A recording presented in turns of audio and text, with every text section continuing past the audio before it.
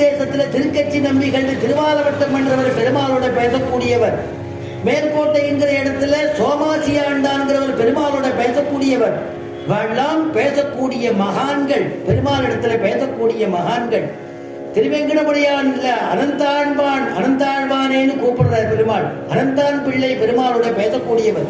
எல்லாரும் பெருமாளோட பேசக்கூடிய மகான்கள்லாம்.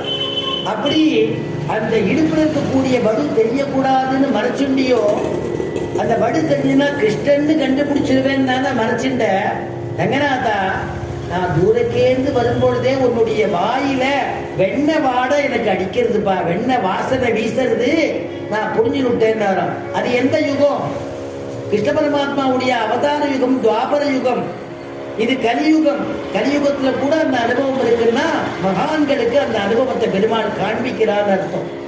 அதனால திருடன்னு சொல்றது என்ன, பாகவதால் கூட தான் சொல்றா திருடன்னு. ததிச்சோரம் கிருதச்சோரம் ஐயங்க வீண சோரம், மனசை திருடக்கூடியவள். பாகவதாலை விட ஒருபடி மேல சொல்றா. பிரஜேபசந்தம் நபநீத சோரம் கோபாங்கணானாஞ்ச துகூல சோரம். நம்முடைய பாபத்தை திருடக்கூடியவனா கிருஷ்ணன். பாபச்சோரம் ஜென்மார்ஜித பாபச்சோரம் அநேக ஜன்மார்ஜித பாபச்சோரம். பாபச்சோரம் கிருஷ்ணன் போய், கிருஷ்ணா உன் திருவடியில விழுந்துட்டேன்பா, என்னை ரட்சிச்சுக்கோ ரட்சிப்பான்னு சொல்லிட்டா போருமா? பாபத்தை பூர்த்தியா பொசிக்கிடுவானாம் பாபச்சோரன். அதுக்கப்புறம் என்னன்னா ஆர்ஜித பாபச்சோரம். ஆர்ஜிதம்னா சம்பாதிக்கிறது, தெரிஞ்சோ தெரியாமலோ, தெரிஞ்சே சிலது சம்பாதிக்கிறோம். ஆர்ஜித பாபம். ஜென்மார்ஜித பகூனாம் ஜென்மனாம் அந்தேங்கிற கிருஷ்ண பரமாத்மா ஜென்ம ஜென்மமா பண்ண பாபங்கள் இருக்கு இல்லையா, அந்த பாபத்தையும் பொசிக்கிடுவானா. அநேக ஜென்மார்ஜித பாபச்சோரம். அதெல்லாம் அப்படிப்பட்டவன் யாருன்னா சோராகிரகண்யம் சிரசா நமாமி. அவனை சேவிக்கணும், அவனை நமஸ்காரம் பண்ணுங்கன்னு பாகவதான்லாம் சொல்றான். அப்படிப்பட்டதான அவனை போய் திருடன்னு சொல்றதுல எல்லாருமே தான் திருடன்னு கொண்டாடுறாளே கிருஷ்ண பரமாத்மாவை அப்படின்னு வருத்தமா ருக்மணிக்கு. அவள் என்ன பண்ணினா, நாம ஏதாவது முயற்சி பண்ணணும், முயற்சி பண்ணிதான் நாம பெருமாள் அடையணும்னு ஆண்டாள் சொல்றா.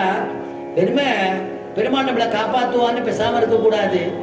அவனிடத்துல நாம சரணாகதி பண்ணப்புறம் அவனிடத்துல நாம சில செய்ய வேண்டிய காரியங்களும் உண்டுங்கிறார். ஏன்னா 2வது பாசுரத்தை சொல்லச்சே, வையத்து வாழ்வீர்கள் நாம் உன்னம் பாவைக்கு செய்யும் கிரிசைகள் கேளீவோ. எல்லாரும் கேளுங்கோ, நாம செய்ய வேண்டியது இருக்குங்கிறார். முதல் பாசுரத்துல சொல்லும் பொழுது என்ன சொல்றான்னா, நாராயணன் யாருங்கிறத காமிக்கிறாளாம்.